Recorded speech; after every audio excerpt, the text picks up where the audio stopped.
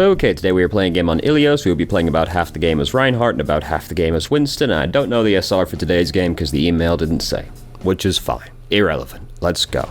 With special guest, my actual human son. Are you going to be here for the whole video, or are you going to leave after like 5 seconds? He'll consider it. He'll think about it. So, Ruins first, which is... I hate Ruins. To be honest with you, I hate Ruins. Is it just like... It's not just me, right? Ruins is like jarringly out of place compared to the other two maps on Ilios, right? Maybe it's just because it's harder to push people off the map on Ruins, which I feel is not in keeping with the spirit of Ilios proper, which is death pits everywhere. But, you know, it just... I don't like it. But, it is better than Village on Nepal. So, anyway. Their soldier? Nope, that's our soldier. Nope, that's their soldier. Okay, I'm stupid. Okay, it's their soldier. Our widow died. So there's a tracer behind us, is what I just learned from the kill feed, which is spooking.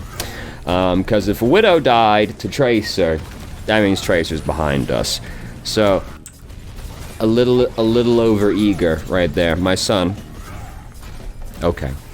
A little on the overly eager side, because, you know, there's a few people over here still. They started losing people. Okay, there he goes. It was a brief liaison. They started losing people, but there's still a lot of people over there, so just charging into them's a little overzealous. We could have just gone up to them and started bonking them. I'm going to very delicately move the microphone now, because, having, like, 1/4 of it in frame when we're just cutting off on the green screen is a little weird. It's a little on the weird side. So fight was still going well in our absence. Both their DPS are dead again. So it makes it hard to win the fight when both your DPS are dead, you know? Trying to deal with this diva situation. Now as a self-destruct situation, we immediately Earth Shatter after the self-destruct is gone. I do fully condone this action. We kill the 2 people. Diva doesn't get her mech back. Hooray. All good. They're also running Diva Roadhog, which is just fantastic news for us. I do love when the enemy team is running Diva Roadhog. But when our team's running Diva Roadhog, I just really didn't want to play a main tank, alright? Leave me alone. I'm sorry. I apologize. Playing Reinhardt sucks, alright? Everybody hates it. Everybody hates playing Reinhardt. He's just like a necessary evil that we all have to endure, you know? Really, it would be just peachy if they added another, like, undeniable main tank to the game, right? Because to me, Reinhardt still is just the exemplar of the main tank. Like, okay, Orisa can do it, Hammond can do it, Winston can do it. Note there's only one of those people that I just mentioned that nobody will contest you on, right? People will not contest you on if Orisa is a main tank. People will always contest you on if Hammond or Winston are a main tank. They are, but people will contest you on it. So we have like 2 main tanks, and yet people will maintain the toes as a main tank. Isn't it funny? Isn't it funny, the inconsistency of man? Anyway, if we could just get like another no questions asked, this is a main tank, and then they didn't get nerfed into the ground afterwards, that'd be just great. I'd love that. That would be fantastic. But it'll never happen. We, like, next character is gonna be Sojourn, when Overwatch 2 maybe exists, and I don't know, between you and me, I don't feel like Sojourn's gonna be a main tank, just something about it. Anyway, we're having a scuffle. We got 3 tanks now, because our Echo's copied Roadhog. We are getting quite excited. We're pushing up very far. I don't want to be fighting this far up, really.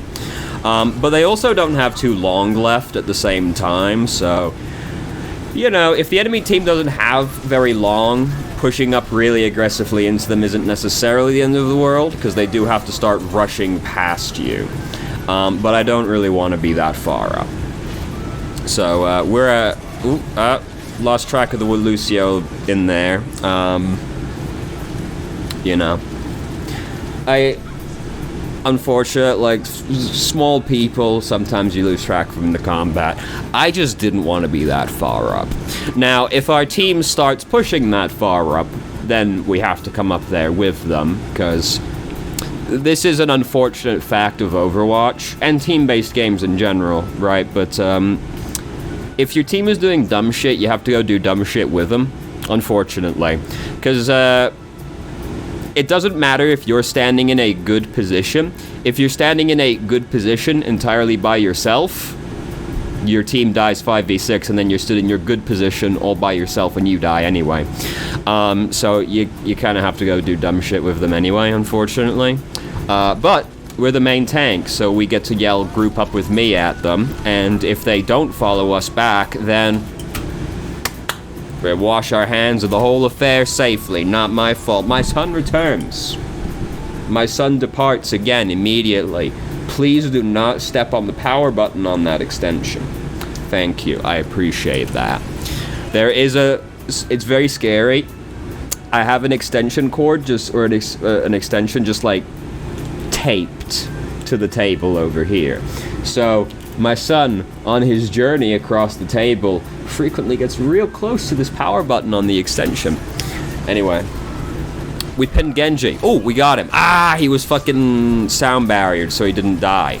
But we did get him. I was looking at my son. I didn't really see us I didn't actually know he was using Dragon Blade, to be honest with you, until I saw that right there. But we fucking got him.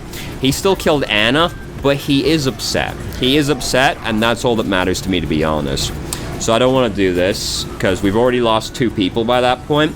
We'd only lost 2, right? We didn't lose somebody, like, just before that. No, we lost 2 people. But we're down 2 people, one of which is our main healer, and then McCree dies as well. And this is also, the angle we Earth Shatter from is just really bad, because there's corners fucking everywhere, right? So this is a really narrow field, and you can just do a little sidesteppy around the corner and they won't get hit anymore. It's far enough away they might feasibly be able to react to it. Not Roadhog, he's big and slow. But they might be able to react to it, or they just, like, walk that way by accident. It's not a very good angle to Earth Shatter from. It has a very narrow field of view. Very easy to just get completely cock-blocked by the corner of the wall. And, like, you know, in general, just like earth-shattering when the enemy team is in vicinity to corners is a risky business, because even if they should have totally got hit by it, sometimes they just don't anyway, because the effect will visually go under them, but the center of their model was just slightly around that corner. Corners fucking suck around Earth Shatter, alright? It's a lot, that's just a tragic graviton, isn't it? It used to be a lot worse. The amount of times that I had Earth Shattered on one of these little ramps right here at the bottom of it, and just watched people on the ramp not get Earth Shattered, it was absolutely heartbreaking. It happens. Earth Shatter used to be so fucking bad, because it just had this, like, 12 untreated bugs that just kept layering on top of each other. So it used to be awful, unforgivably terrible around corners. If you were on a staircase or an incline of any kind, it just wouldn't travel up it. The most egregious one being on Watchpoint Gibraltar, the little ramp halfway up the track on the second checkpoint. You're at the bottom of that, they're at the top of that. They didn't get hit half the time. Sometimes you're just looking right at them and nothing's in the way. You Earth Shatter and they don't get hit by it. Other Reinhardt's clearly holding up his shield. Nope, you Earth Shattered them anyway.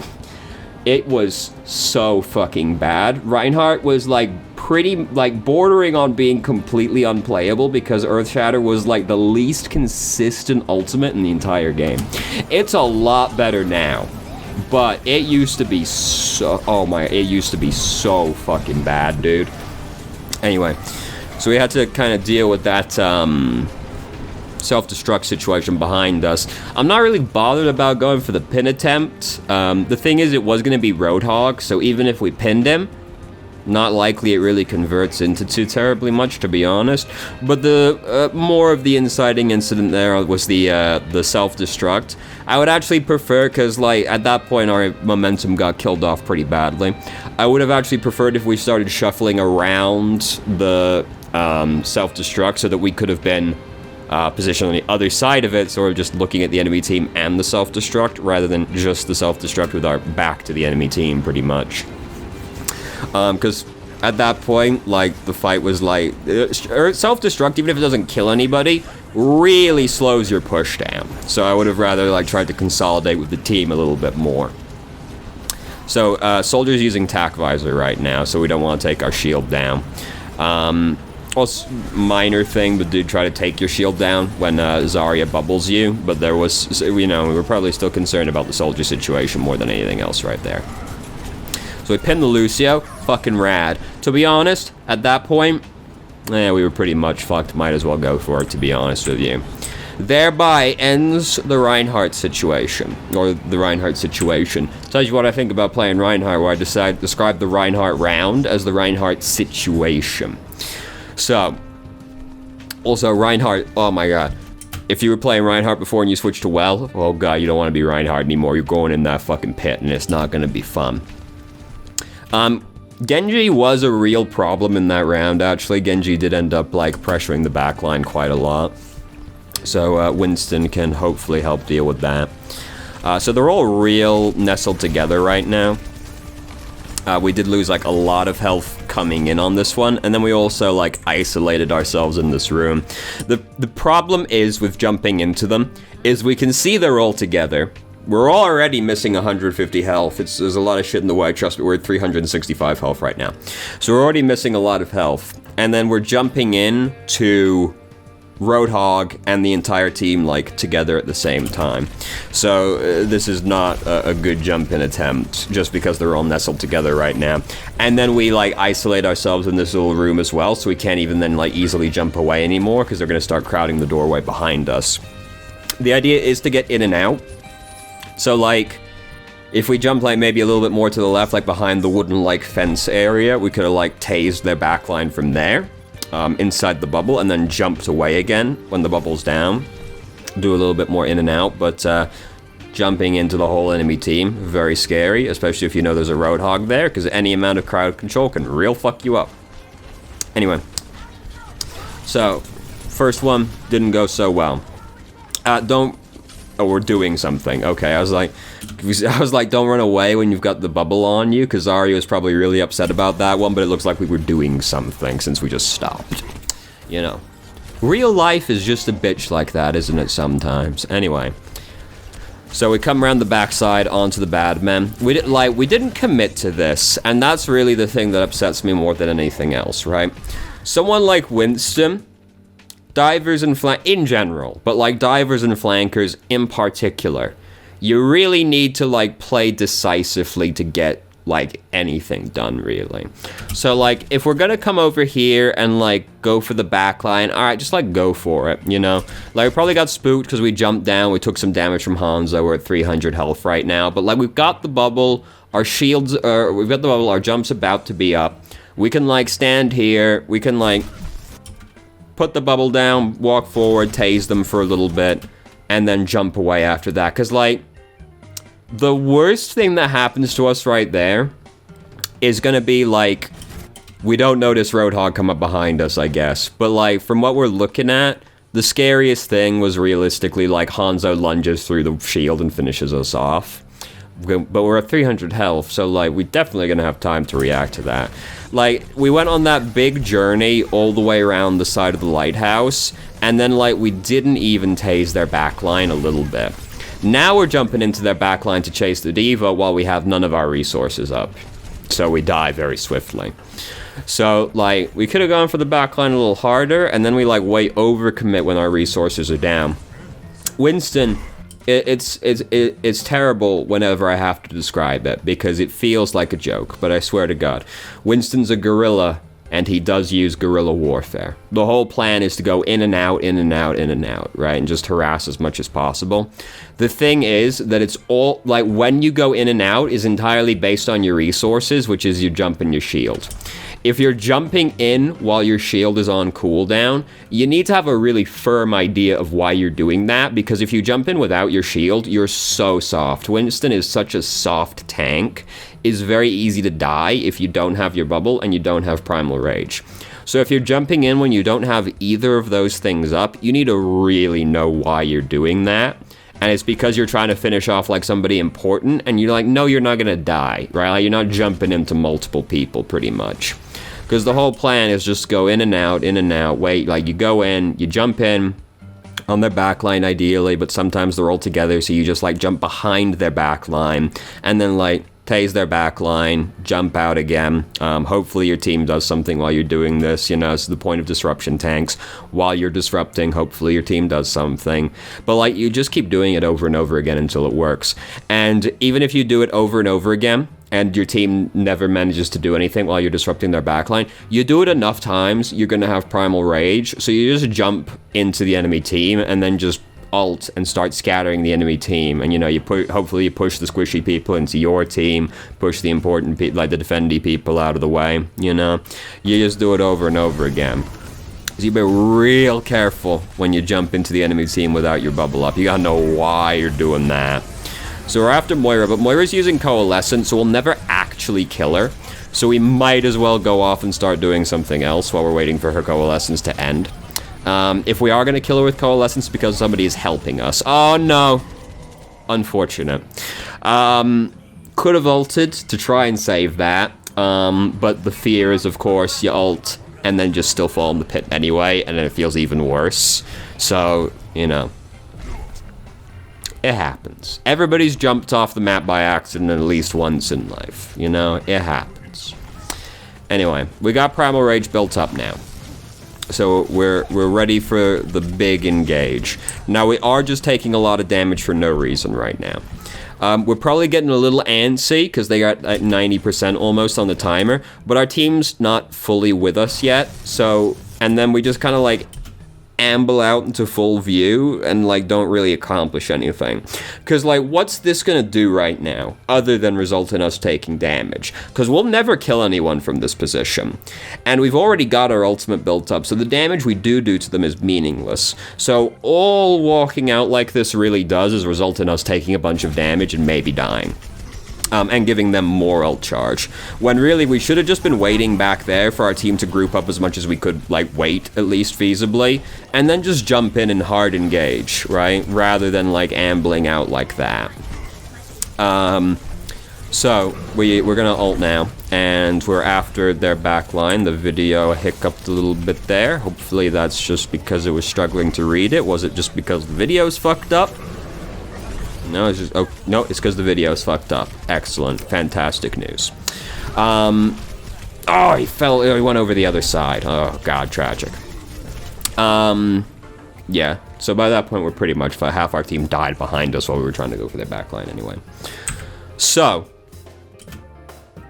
the first round, basically the main thing is like we pushed too far up on the first, like towards the end of that round. We ended up getting picked off, and then we just never really managed to stabilize after that point. This is the thing with King of the Hill maps, is you don't really get a lot of time to stabilize, so like we just never managed to pull it off. And then playing Winston, it felt very listless. Like, it didn't really feel like we got much of any value at all, because we just kind of like hovered around a little bit. We jumped on them a couple of times. Didn't really go well, but we'll not belabor that point more than we already did. So it just felt kind of like aimless. Like, we didn't have a firm plan other than just vaguely like play Winston is what it felt like. And like divers and flankers, you really want a plan for what you're trying to do. So like, what was their team? We'll go like halfway through that round, so we can see what their team was. So we look at their team and we see, all right, what am I gonna try and do as Winston to the bad men, right? Because Winston, he is really good at killing a select group of enemies, which is basically long-range people don't like when Winston is on them. And you try and avoid the people you're bad at killing as much as possible, pretty much. So, Moira and Lucio realistically will never kill these people as Winston, unless something terrible happens to them. Like, all things being equal, we'll never kill them 1v1. We'll need assistance, or they'll need to fuck up. Normally, the supports are the people you'd go for the first on Winston, obviously, because someone like Anna and Mercy, very fun to bully around. But, Lucio and Moira, very hard to kill as Winston. So we go, alright, well, the supports are hard to kill, what about the DPS? Well, Soldier's also kind of hard to kill, but you'll definitely disrupt him, if nothing else, and you have a reasonable chance of killing him. Particularly if you catch him while Biotic Field is on cooldown. Hanzo, he can kind of brawl it out with you, but again, it's hard for you to die to him, and it is, as long as you shield dance around him correctly, you'll probably kill him before he kills you, unless the Hanzo's a god, you know, or assistance comes for him. So, and we obviously want to avoid fighting tanks as much as we can, because we're playing Winston, we're very bad at fighting tanks. So we go, alright, I'm going to try and get Hanzo first, because he's the easiest on theirs to kill, basically. He'll probably end up running away from me, worst case scenario, and I can run him down, right? He could kill me, but we're confident he probably won't. And Soldier, then, after that, is harder to kill than Hanzo, but is also, like, easier to kill than the two supports, probably. Unless the two supports fuck up. Like, you catch Moira fade, like, if you see Moira fade, jump on that Moira and try and kill her. But, like, assuming Moira knows what she's doing, Moira will not just be fading for the sake of it. So, it'll be harder to kill her, because you can just, like, healing orb, fade away, shit. You know, life is hard. Soldier, you can, like, stand, like, Soldiers never just stand and fight Winston, even though they can. Like, so he'll probably just start panicking and run away from you. And that's the ultimate goal of Winston, right? Is you're just more trying to disrupt the enemy team more than anything else. If you kill them, that's really the bonus, right? You're more trying to disrupt them. So the plan is pretty much like, try and get Hanzo. Can't get Hanzo, get Soldier. If you can't get either of them, then try and go for the supports. And if you can get none of them either, then just basically try and build as much ult as you can in the interim period, which basically amounts to, like, try and jump, like, above them, sort of. Like, you could jump on, like, the rooftops and, like, these areas and just kind of, like, tase from behind them. You could tase from on top of the lighthouse as well if they're close enough. Jump, like, off to the side, like, pretty off to the side, not into the enemy group, like, near the enemy group, so that they have to cover some distance to get to you, basically. You jump adjacent to the group, put the bubble down, start tasing the group of bad men, and then when they come in, then when they start trying to converge on you in the bubble, you, like, back up to the other side of the bubble, and then jump away again, right? Because 6 seconds is really short, so then, like, you know, try get Hanzo, can't get Hanzo, get Soldier, can't get Soldier, try and get the supports, can't get them either.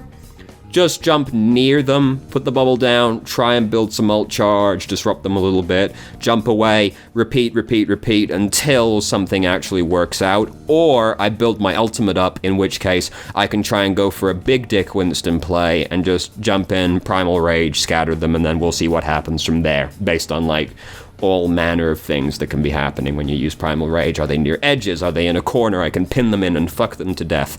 Can I just, like, scatter the enemy team over a wide area so they're easier to pick off? Lots of things.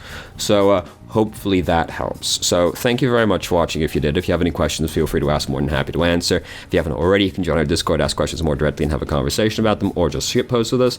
I've started streaming on Twitch Thursday, Saturday, Sunday, 8 p.m. EST till 11 EST. There's a link to the channel in the description. And if you managed to make it all the way through the video and somehow still enjoyed it, please like the video and subscribe for more content of middling quality in the future. And I hope you found the video helpful.